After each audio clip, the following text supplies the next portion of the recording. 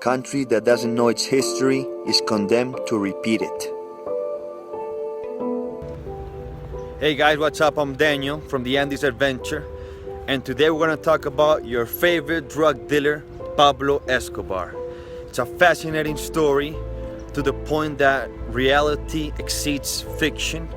About 25 years later after his death, today in Colombia, still a very emotional and controversial topic.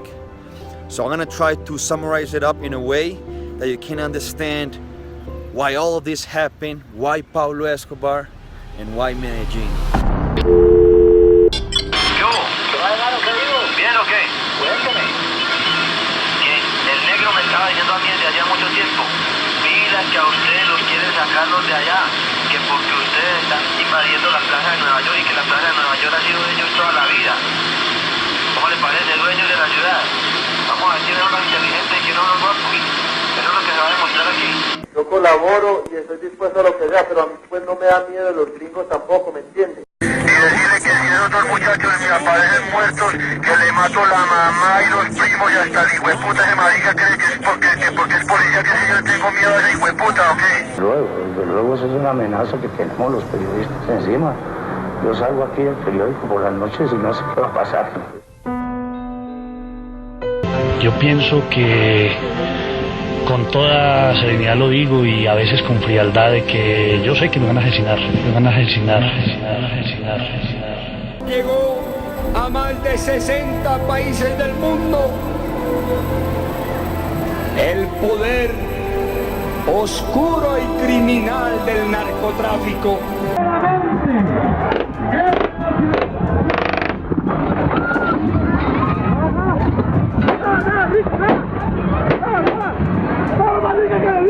Guys, we have tried to understand all the reasons for the fascination and the interest around Pablo Escobar, because Pablo was a criminal, and not like any criminal, one of the most cruel criminals in the whole world. By the way, we're here in the cemetery where he's buried, and look at all of those people, all doing Pablo Escobar tours.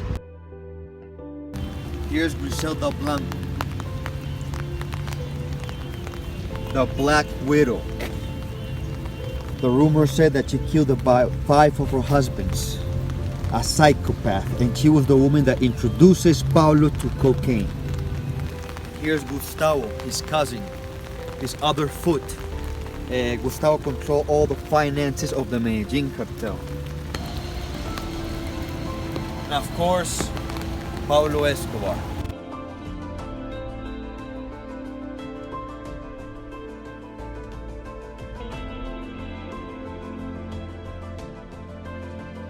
Doing a Pablo Escobar tour in Medellin is like going to New York and doing an Osama bin Laden tour. And let's face it, Osama bin Laden was a baby on diapers beside Pablo Escobar. Osama committed 2-3 terrorist attacks in the States. Pablo committed more than 600 in Colombia. But it's no competition. Who was the baddest? So after asking many questions to many travelers, we have concluded that the fascination for Pablo is because all that story seems unreal. It looks like it was taken from somebody's imagination, that it was all made up. Because when you go and read a book or watch a documentary about Pablo Escobar, you're just surprised by all those facts. That he was a guy that came from nothing and built one of the biggest empires that still exist. That he has so much money that he had to bury his money literally. That he was the eccentric millionaire with soccer teams, supermodels, cars, mansions, yachts. It's crazy. That he got to build his own jail. He had his own news channel, his own personal zoo from Africa. And this and many other crazy stories, and of course all the violence, all the bombs, all the explosions, and all the war against the Colombian government. Pablo was a psychopath, a sociopath, an assassin, a kidnapper, a drug dealer, a terrorist. Everybody knows that. So stories that don't fit in your mind, especially if you come to Medellin and you see the transformation that Medellin has lived, something crazy. It's not the same city you were reading about.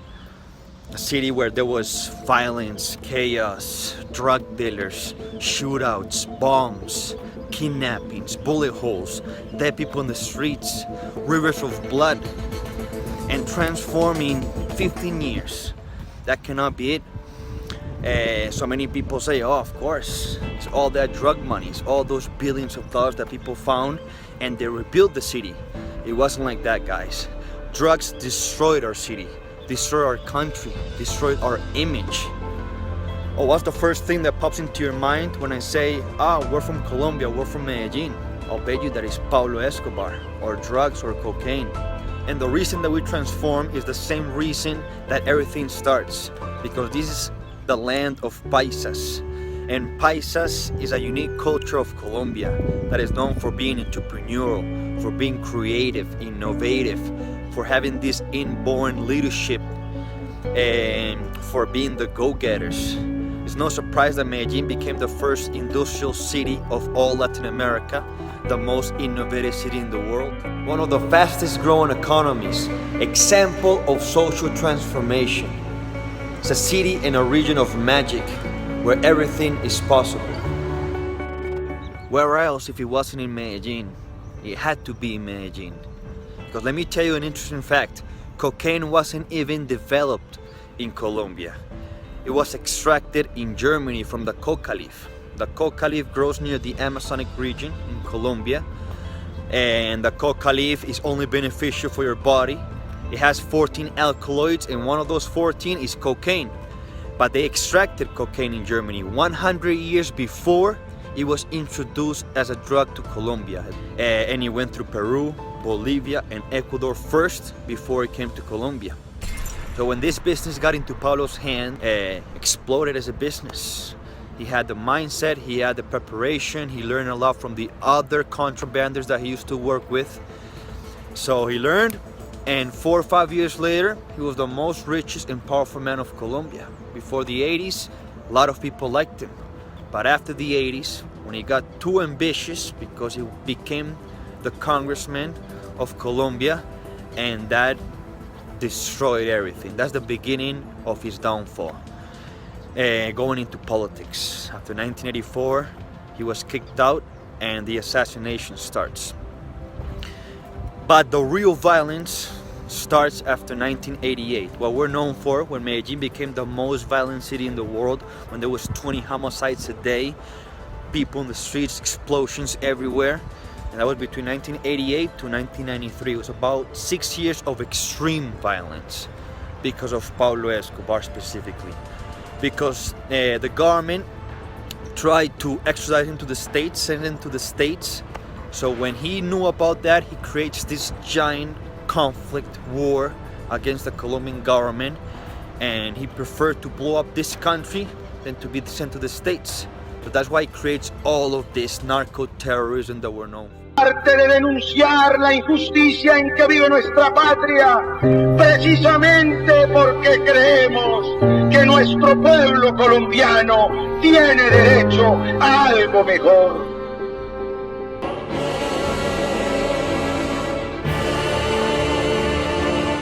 Nos dedicamos a darle a los políticos, a quemarles las casas y hacer una guerra civil bien berraca, entonces nos tienen que llamar al diálogo de la paz y arreglamos con todo el mundo y se nos arreglan los problemas. No le veo otra solución.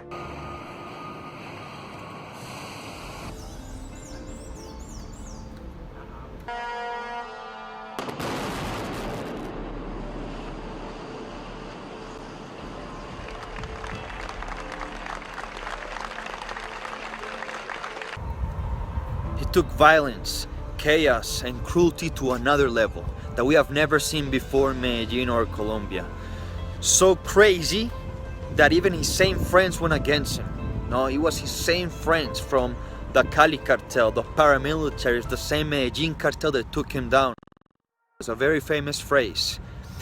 If your enemy is my enemy, we're allies. And Colombia is expert on that. So they started to work, good guys and bad guys together, just to take Pablo down. And they created a group called the Pepes, P-E-P-E, persecuted by Pablo Escobar. This group went down to his same level. they became the same crazy Pablo, the same bloody Pablo. They also started to put car bombs, kidnap people, torture people. They took him down. They killed everybody that he knew and that he loved. So much that at the end he was by himself. Nobody was there to protect him. So he was fearful for his family, son, daughter, and wife, and he sent them to Germany. Colombian government flew, kidnapped the family, brought him back to Colombia as bait, and decided to play psychologically with Pablo. And they said to him at the end, Pablo, if you don't show up by December, the first second of January, all your family is going to show up dead. And he had something clear. I prefer a grave in Colombia than a jail in the United States of America. So he made a phone call to his family for more than 10 minutes. I think they never did. From one point, from a house, I think he never did, because he always called in movement in a car. And another interesting fact is that he was barefoot. Pablo was never barefoot. And in 2006, when they took his body out from this grave, they found 3 bullet holes. One in the leg, one in his shoulder, and another small one right through his ear. And he came out from here. So that's when they proved that Pablo shot himself. And the family always have said it, but there's always gonna be that controversy of who killed Pablo Escobar.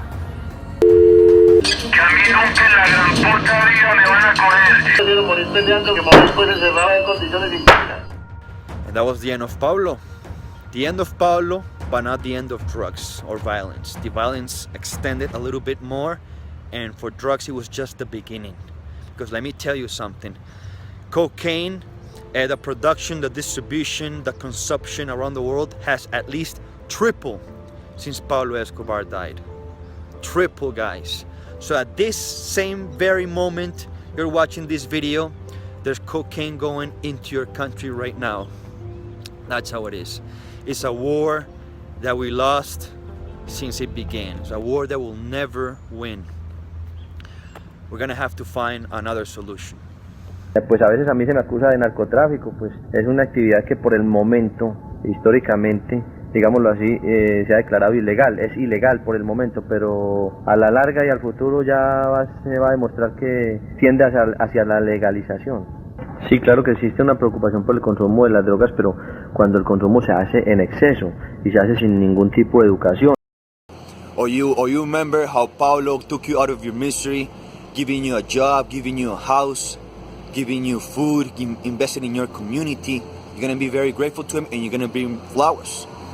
But if you remember, like it was yesterday, the blood spilled in your hands from your beautiful daughter and your beloved mother after they were going to school, a car bomb exploded, you're not gonna bring flowers. You're gonna come and piss on the gravestone. So that's why Colombians live today. It's not historical, it's emotional. But that's why you need to be responsible and look for a responsible company that tells you the facts, that takes you the statistics, the real stories, and doesn't take sides or justifies any action.